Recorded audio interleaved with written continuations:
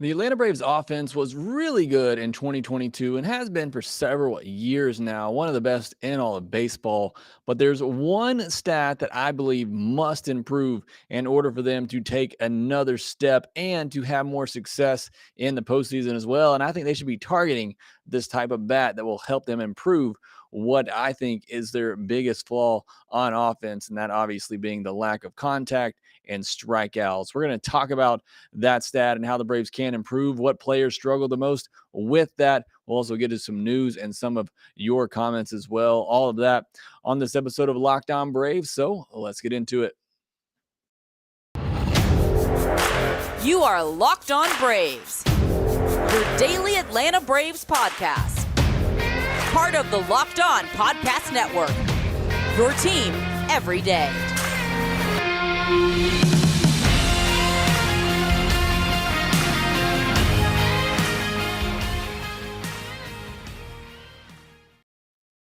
Hey, and welcome back to Locked On Braves, and happy Thanksgiving. Thanks as always for listening to Locked On Braves, which is part of the Locked On Sports Atlanta network, where we cover your favorite Atlanta sports teams each and every day. Make sure you're subscribed to the Locked On Sports Atlanta page on YouTube. Make sure you download the Locked On Sports Atlanta app on Roku and Amazon Fire devices. As always, I am your host, Jake Mastriani. You can follow me on Twitter at ShortstopBall. Follow the podcast on Twitter as well at LockedOn_Braves. Send in any questions, comments, or feedback that you have for the podcast. I'm always asking questions there from the podcast Twitter page, and then incorporating those into the show as well, so you can continue to be part of the show, whether you're joining me live or whether I read your comments out. Enjoy all the interaction that this podcast brings with Braves country. Also, make sure that you subscribe to us on YouTube if you're new. And if you're watching this video, do me a favor and hit that thumbs up button and that notification bell. And thanks, as always, for making Locked On Braves your first listen of each and every day. Continue to post episodes daily throughout the post or throughout the off season, and hopefully well into next year's postseason as well. What we're going to talk about tonight is I want to dive into one stat that I think must improve for the Braves in 2023 in order for them to get to that next level and get back into the postseason and have some postseason success. We're going to take your comments as well. I asked the question on Twitter, what do you think is the one stat that must improve? We'll get to those later in the show as well. Thank you so much for joining me on this Thanksgiving evening. Appreciate all the support that you give the show. Appreciate everybody who reached out and said happy Thanksgiving. See some in the chat already. William, happy Thanksgiving to you. Thanks to all those who are joining me here tonight. But I want to start doing this maybe on a weekly basis here while things are kind of slow, although I expect the news to pick up next week. But I really want to dive into the stats from last year and look at some of those that I think they need to improve on, so you can start looking for those types of players this off season to help improve on these numbers. And the one stat for me that I think has to improve in 2023 is contact percentage. And there's a couple of other numbers that go along with this that I'm going to talk about, but contact percentage in particular, listen to this. The Braves were 29th in the league, next to last in contact percentage at 74.8%. Next to last in the league in contact percentage. Now, that makes sense when you realize the Braves had the second most strikeouts in all of baseball. Next to last in contact percentage. I was shocked when I looked at this stat. I knew they weren't, obviously, I know there's a lot of swing and miss in their game, a lot of strikeouts, but next to last in contact percentage. That has to improve going forward. And there's some reasons why I think this must improve. And one thing I want to qualify this with before I really dive into the specifics and the numbers, this Braves offense is great. It's one of the best in baseball, top five offense overall. There's no doubt about that. But I think this is more for when you get to the postseason. And look, we saw the Braves in 2021 get hot, and they rode, to home runs to a World Series championship. But, honestly, that's not always going to happen in the postseason. You're going to need more contact-oriented bats, players who can put the ball in play when they need to, and you can't be next into last in the league in that category. You look at the contact percentage stat, 9 of the 12 playoff teams were in the top 15 in contact percentage. The only 3 that weren't in the top 15, the Yankees were at 21, the Rays were at 23, and then the Braves at 29. And if you're looking for a good model, you want to look at the previous World Series champion. The Houston Astros were second in all of baseball in contact percentage. So that right there should tell you it's a pretty important stat. Now, some stats that go along with this: chase percentage and outside of the zone swing percentage. The Braves were third worst in baseball with a 34.8% O swing percentage. So swinging at pitches outside of the zone. Five of the top 8 teams in O swing percentage made the postseason.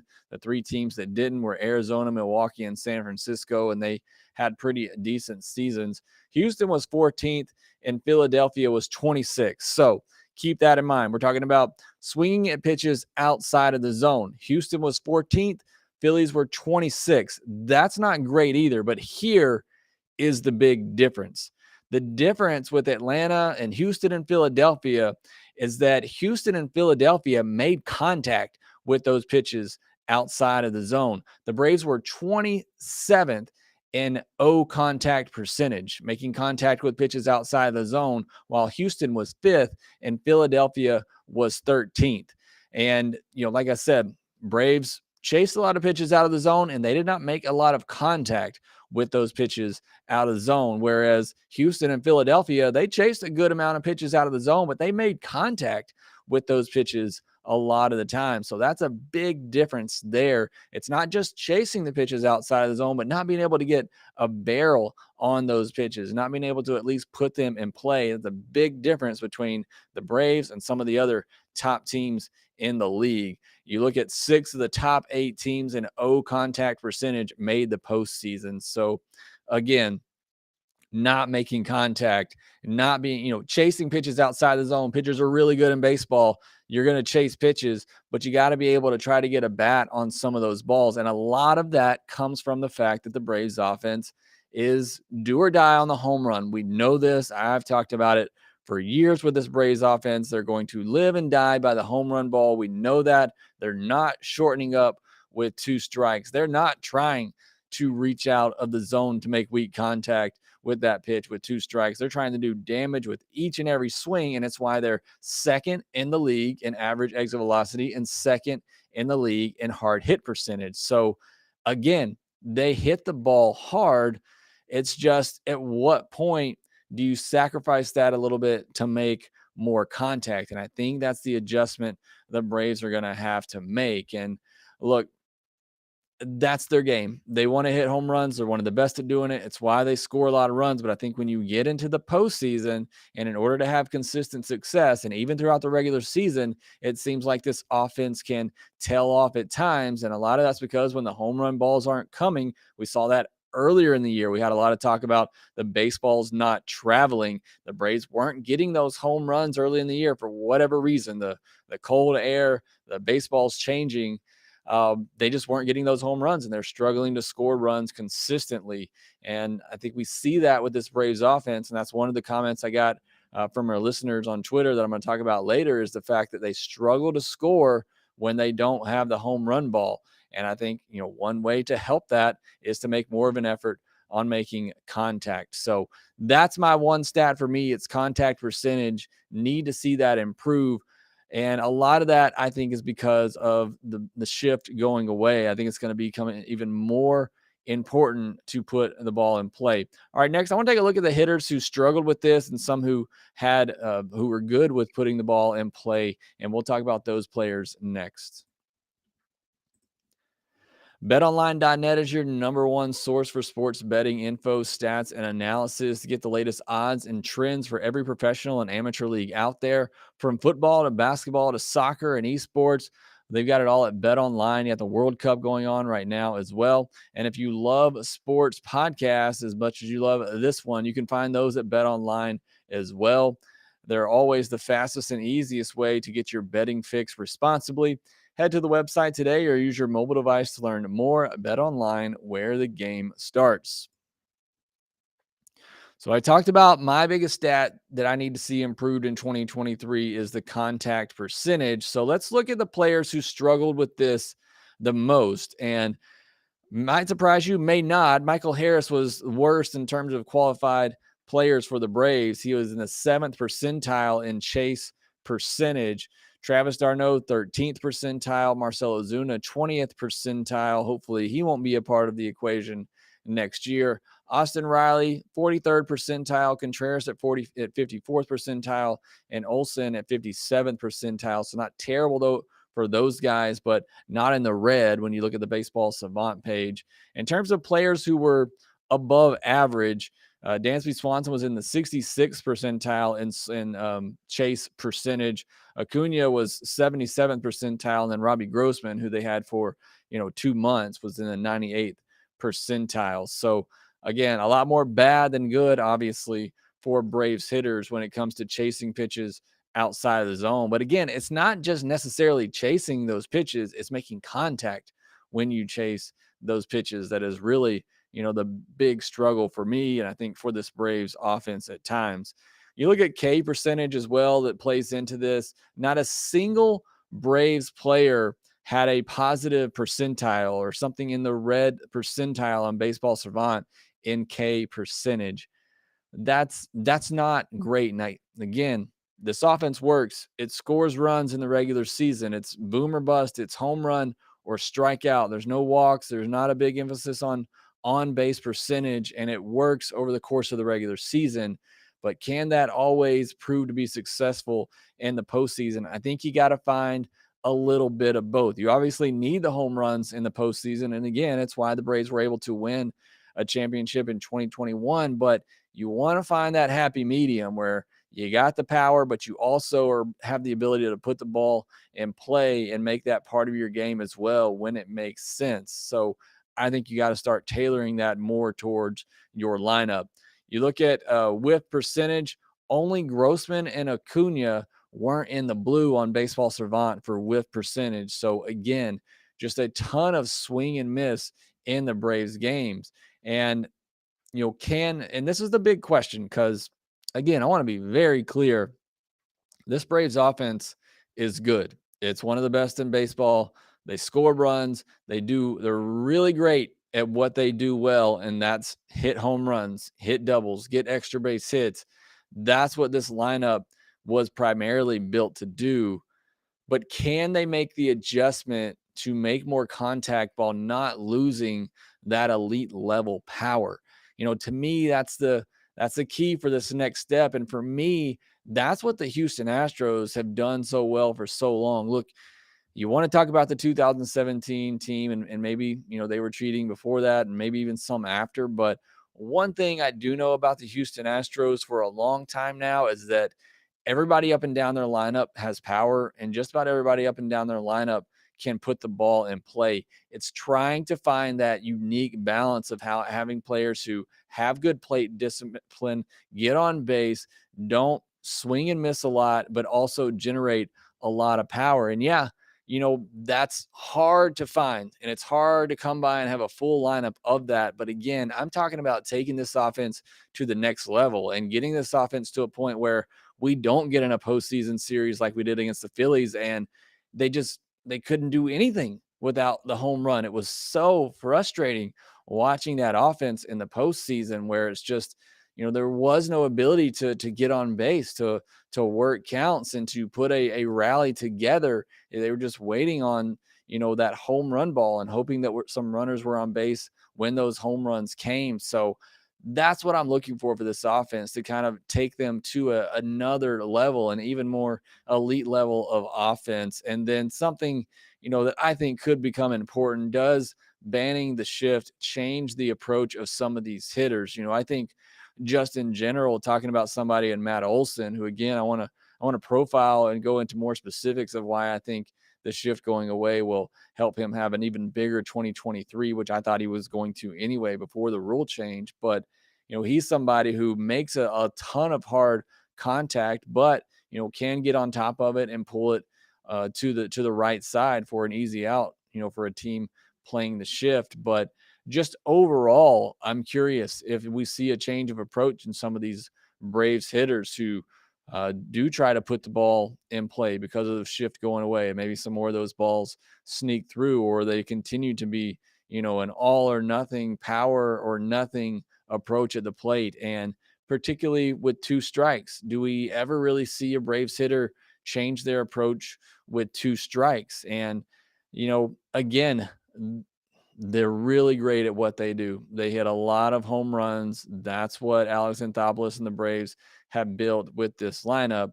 But at some point, you need to have players who recognize the situation and know when all they need to do is put the ball in play and change their approach to do just that. I don't think there's a lot of hitters in this Braves lineup that are either capable of doing it or are willing to do it. And again, with the shift kind of going away, I wonder if we see a little bit of a change in approach there, again, specifically with two strikes. So again, that's what I'm looking for when you talk about free agents this offseason. And that's why, I've been on the Andrew Benintendi bandwagon this offseason. I don't, Nimmo is obviously a pretty solid fit for this as well, but I think he's going to get, paid a good amount, over 20 million a year. And I don't think the Braves really go for that. And I don't really know that I would for Nimmo, but I think Benintendi's somebody that would be a lot cheaper, who, is a good on base guy, puts the ball in play, can give you, 15 to 20 home run power at his peak.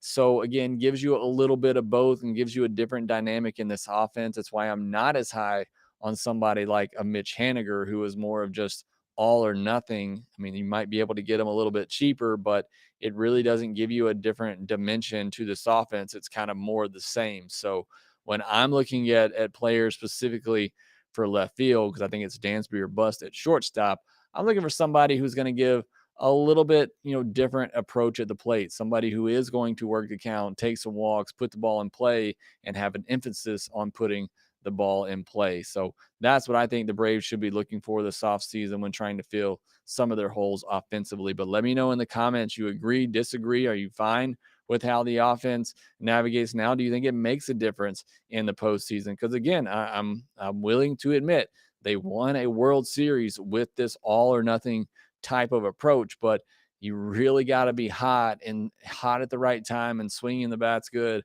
at the right time to do what they did in 2021. I think if you want a more well-balanced and consistent offense, you got to have a team that has that power, but's also willing to make a concerted effort to put the ball in play and not strike out as much. All right, next, I want to get to some news and Ronald Acuna Jr. update as well. He continues to rack up some hits in the Venezuelan League, and then get to your comments on what you think the one stat is the Braves need to improve on in 2023.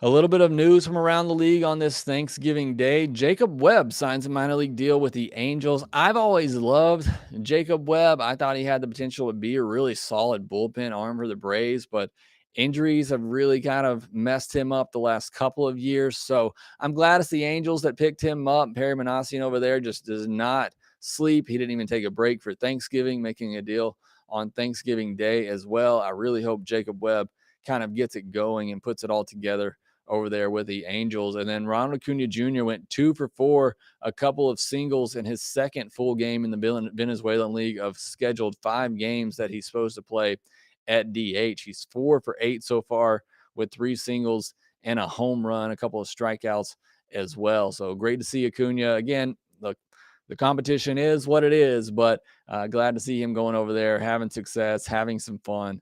Certainly think that's great, and great that he's able to do that for his hometown team in Venezuela.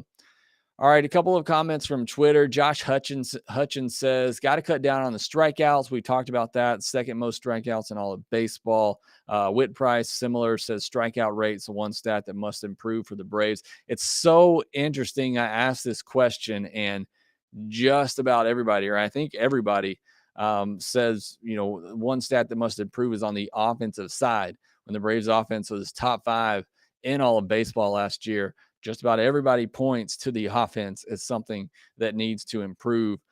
Caleb Koo says on base percentage. And I was actually a little shocked to see the Braves were ninth in all of baseball with a 317 on base percentage, just 2 points behind the Astros.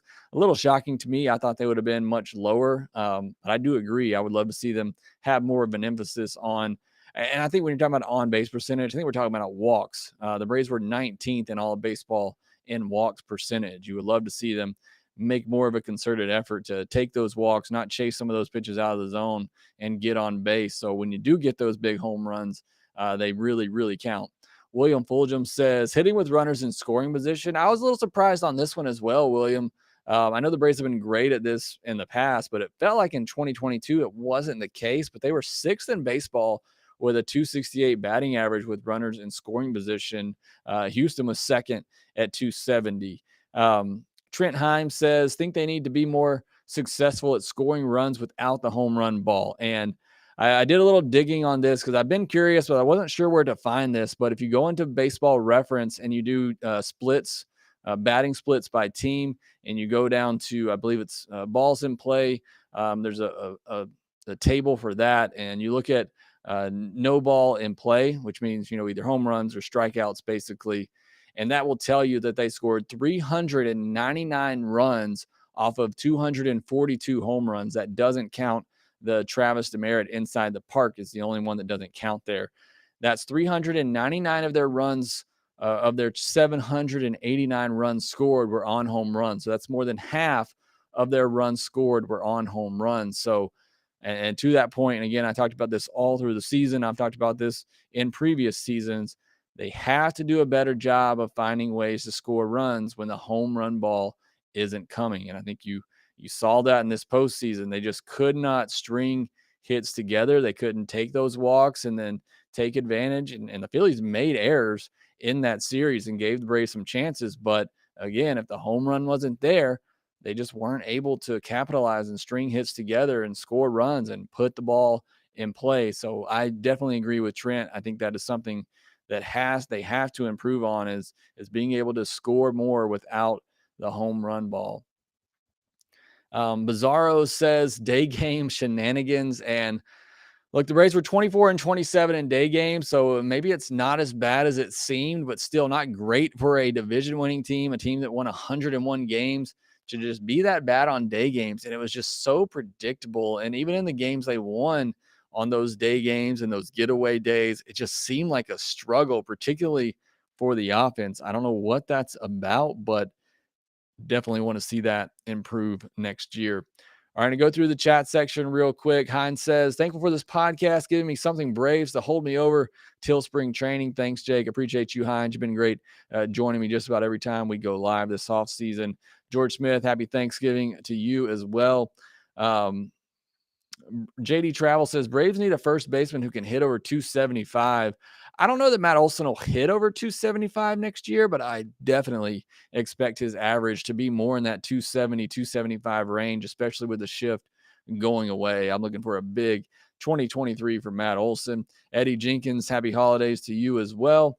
Matt Jacobs says, thankful that the Braves had the best podcast host. You kill it, Jake. I did not read that before I read it out loud, but I do appreciate you saying that, Matt, and appreciate all the support I've gotten on the podcast. JD says, we need Dansby. Acuna is tradable. I do not agree with that at all. I do agree with we need Dansby.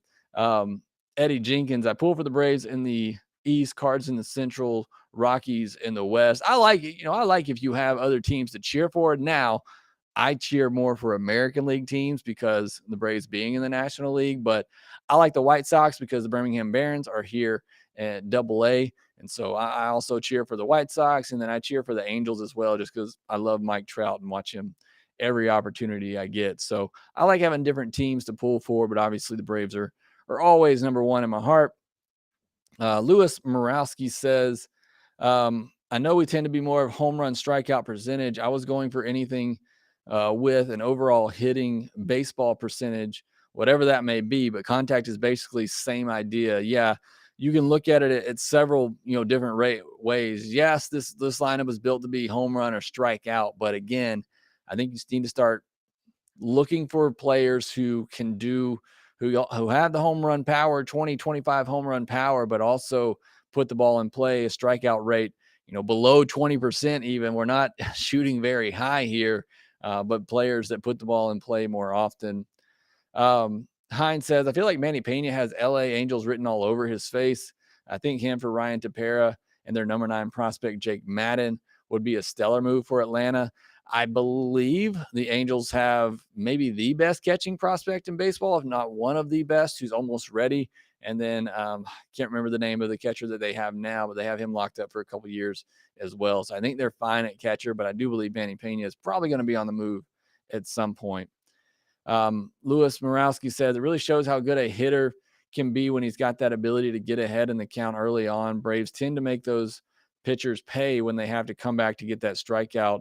And I'm not sure who Lewis is talking about here, but that is something, that's pretty obvious. You get ahead in the count and you get a good pitch to hit. Braves hitters do a great job of making the pitcher pay for those pitches.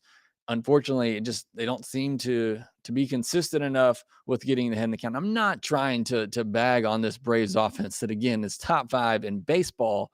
I just think there's areas where they can improve to be better and be more consistent. And again, making contact, putting the ball in play, especially with the shift going away, I think is going to be vitally important going forward. All right, that will do it for this episode of Locked On Braves. Thank you so much to those who joined me here on this Thanksgiving evening. Hope you all had a great Thanksgiving and have a great holiday. Again, we'll continue to be here with you throughout the off season. Things should start picking up news-wise next week, leading up into the winter meetings, which start next weekend. I believe 2 Sundays from now, December the 4th, is when the winter meetings will start. So we should start seeing a lot more movement. I think the Dansby market won't really pick up until we see what happens with Trey Turner and Carlos Correa. He's probably waiting to see what happens with those guys as well. And I think Alex Anthopoulos is just waiting to see what Dansby decides to do. Again, I think he's made probably his best final offer to Dansby at this point. And it's just what other offers are out there for Dansby, up to him to go out there and search for his best deal and see what's available to him. And then we'll see if somebody blows him out of the water, then I think he's gone. I think if it's something similar, I think he comes back to Atlanta. So again, I think we'll see a lot of news pick up here over the next week or so. And again, we'll be right here at Locked On Braves to give you all of that information and keep you aware of what's going on. As always, thanks for making Locked On Braves your first listen of the day. For your second listen, go check out Locked On Sports Today podcast, where they talk about the biggest stories of the day. I'm sure they'll be talking about all the Thanksgiving NFL games. If you enjoyed those big game recaps and the take of the day, you can find that podcast available on the Odyssey app, YouTube, or wherever you get your podcast, just like this one. Again, thanks for listening. Be sure to follow us on Twitter at @LockedOn_Braves. You can follow me at ShortstopBall. Please make sure you rate, review, and subscribe to the podcast wherever you get your podcast, and we will talk to you next time.